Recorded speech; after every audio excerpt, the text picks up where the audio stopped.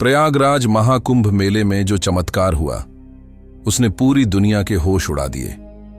जब अचानक 16 साल की एक लड़की गंगा नदी में दौड़ने लगी, जिसने भी इस चमत्कार को अपनी आंखों से देखा, उसकी आंखें फटी की फटी रह गईं।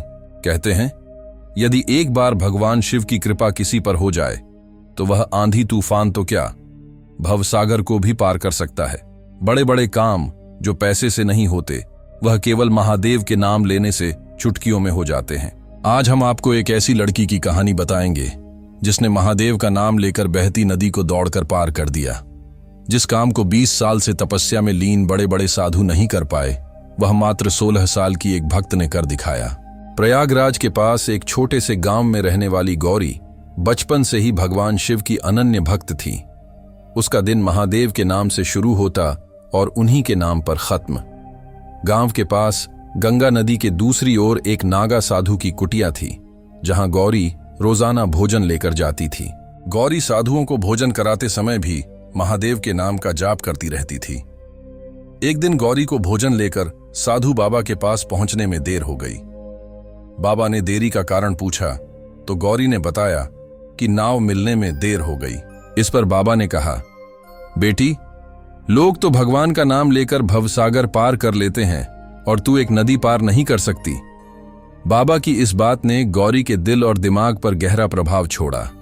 उसने ठान लिया कि वह महादेव के नाम का सहारा लेकर नदी पार करेगी। अगले दिन गौरी सुबह सुबह साधु बाबा के पास पहुंच गई। बाबा ने आश्चर्य से पूछा, बेटी, आज इतनी जल्दी कैसे आ गई? गौरी ने मुस्कुराते हुए जवाब दिया, बाबा, आपने ही तो कहा था कि भगवान का नाम भवसागर पार करवा सकता है। मैंने महादेव का नाम लिया और गंगा नदी बिना नाव के पार कर ली। साधु बाबा को गौरी की बात पर यकीन नहीं हुआ। वे प्रमाण लेने के लिए उसे नदी किनारे ले गए। वहां उन्होंने अपनी आंखों से देखा कि गौरी महादेव का नाम लेते हुए सहजता से गंगा नदी पर चल रही थी।